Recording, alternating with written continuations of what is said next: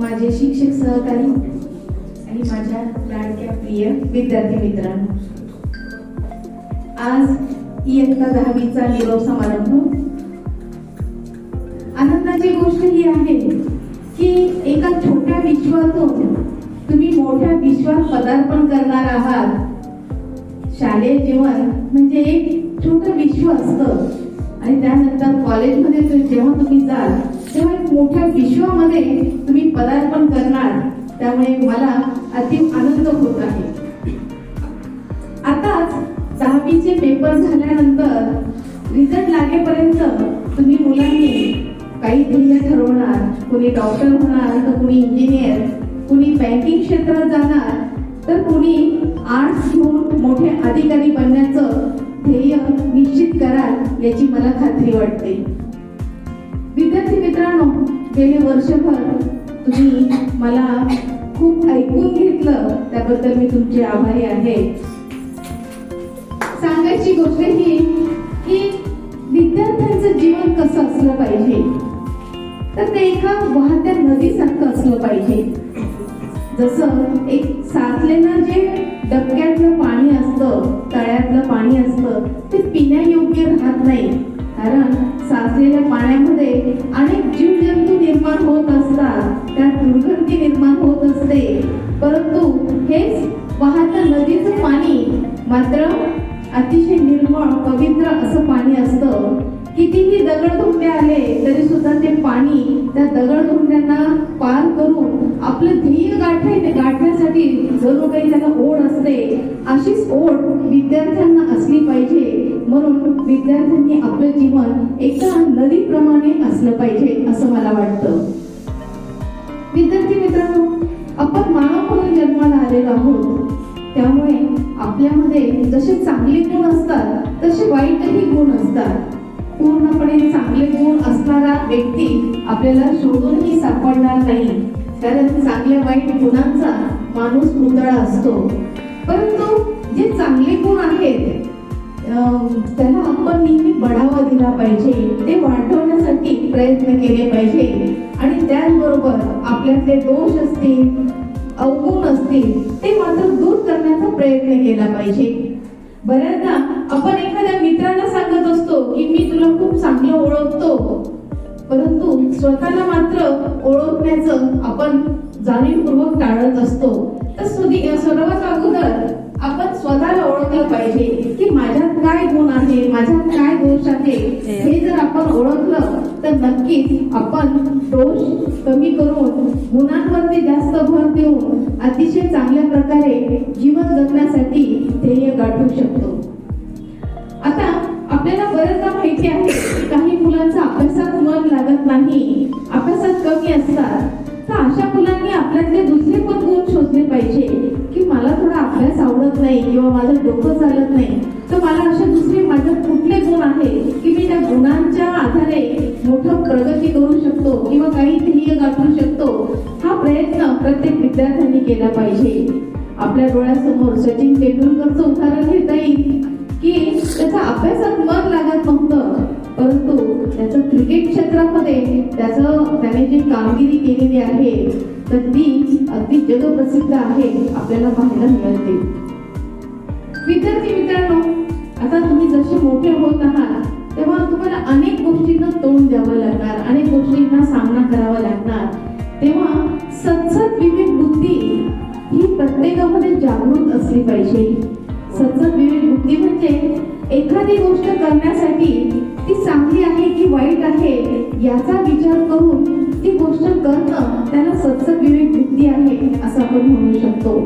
बऱ्याचदा आपल्याला एखादा मित्र एखाद्या चुकीची गोष्ट करण्यासाठी आग्रह करत असतो, तेव्हा ती गोष्ट योग्य की अयोग्य ही आपल्या मेंदूने विचार करायला आपण शिकलं पाहिजे. अयोग्य असेल तर कितीही मित्रांनी सांगितलं तरी सुद्धा ती गोष्ट नाही म्हणण्याची ताकद आपल्यात असली पाहिजे. म्हणून विद्यार्थ्यांनी हे जे जाता जाता जे मी तुम्हाला काही सांगते आहे ते आयुष्यभर लक्षात ठेवायचं आहे की प्रत्येकाने आपली सद्सद विवेक बुद्धी कायम जागृत ठेवायची आहे.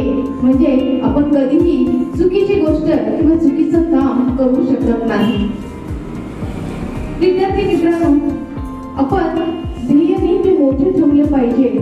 प्रत्येक जण सांगत असतं की प्रत्येकाने जीवनात आलेलो आहोत तर काही ना काही आपल्याला करायचं आहे, म्हणून ध्येय मोठे ठेवा.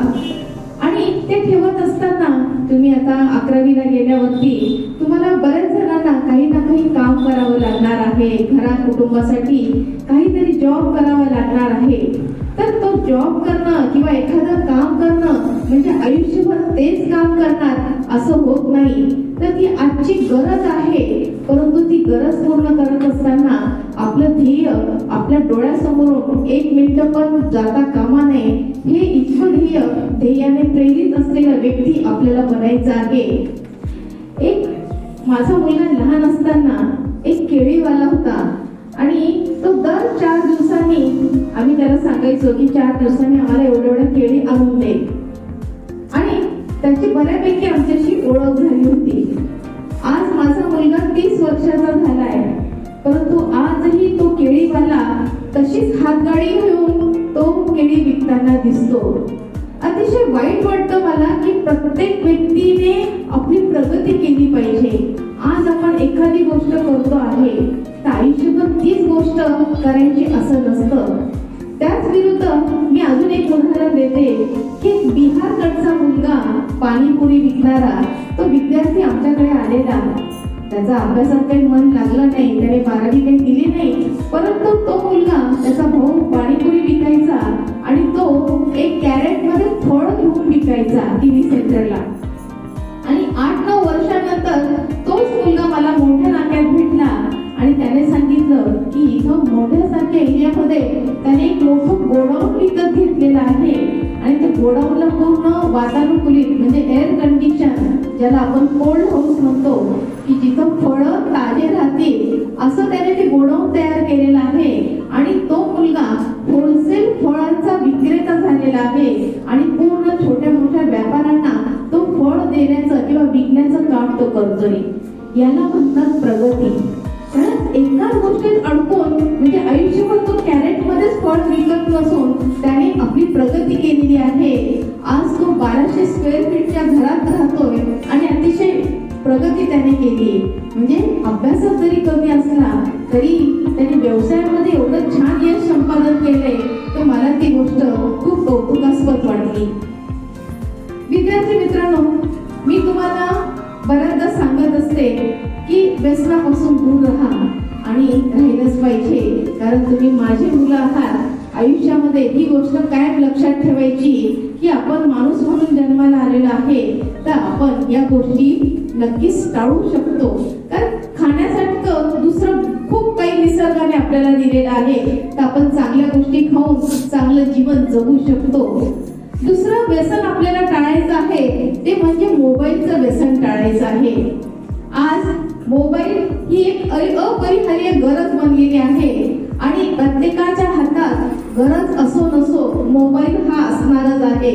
तेव्हा या मोबाईलचा वापर आपण कसा करायचा, त्याला कशा प्रकारे आपल्या प्रगतीसाठी त्याचा वापर करायचा हा प्रत्येकाने स्वतः सर्व ठरवायचं आहे. आणि मोबाईलचं व्यसन त्यापासून आपण दूर राहता येईल तेवढा आपण प्रयत्न करायचा आहे. विद्यार्थी मित्रांनो, जसं तुम्ही लहान आहात आणि हळूहळू आता मोठे होता ते लहानपणापासून आपल्याला माहिती आहे घरामध्ये वडिलांचा धाक असतो, आईचा धाक असतो, शाळेमध्ये आलं तर आपल्या शिक्षकांचा धाक असतो, परंतु नेहमी आपण कुणाच्या ना कुणाच्या धाकात राहत असतो. आदरयुक्त धाक हा असलाच पाहिजे, परंतु जेव्हा दबाव किंवा ताणयुक्त जेव्हा धाक येत असतो तेव्हा मात्र मुलं जेव्हा ती व्यक्ती आपल्यापासून दूर होते म्हणजे आई वडिलांपासून आपण कुठेतरी बाहेर आलो किंवा शिक्षक वर्गात नसल्यावरती तो मुलगा मात्र अतिशय बेशिस्त वागत असतो.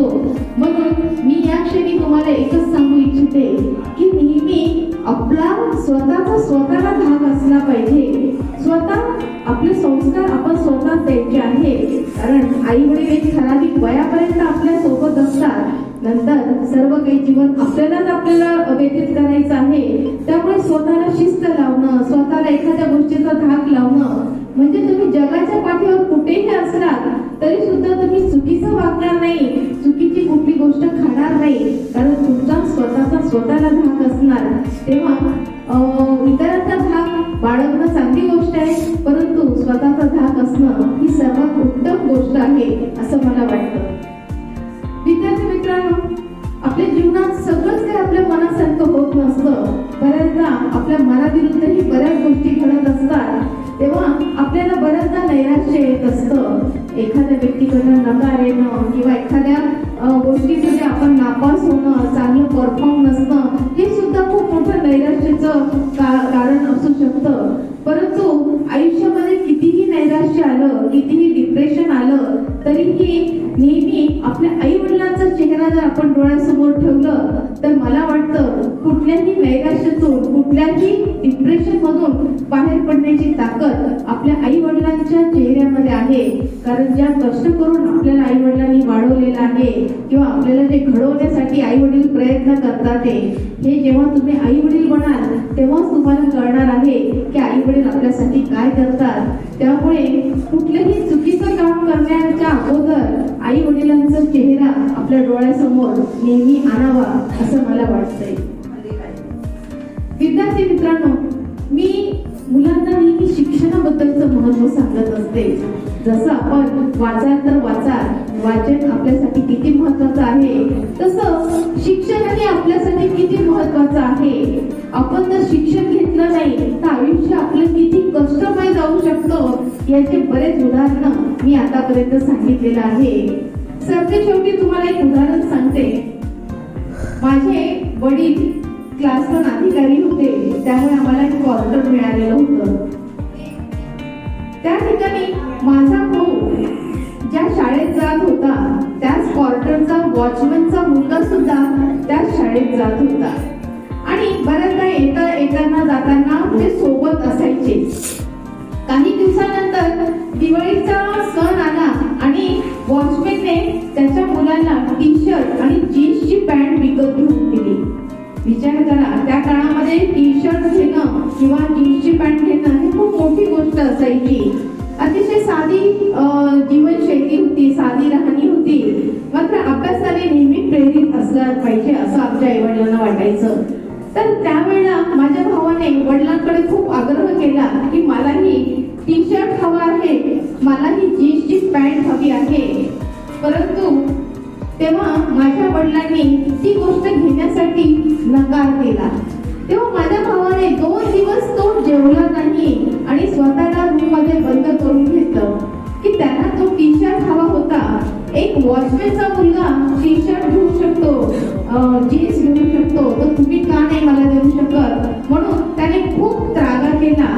परंतु वडिलांनी 2 दिवस उपाशी राहिल्यावरती पण त्याला कुठेच टी शर्ट किंवा जीन्सची पॅन्ट घेऊन दिली नाही.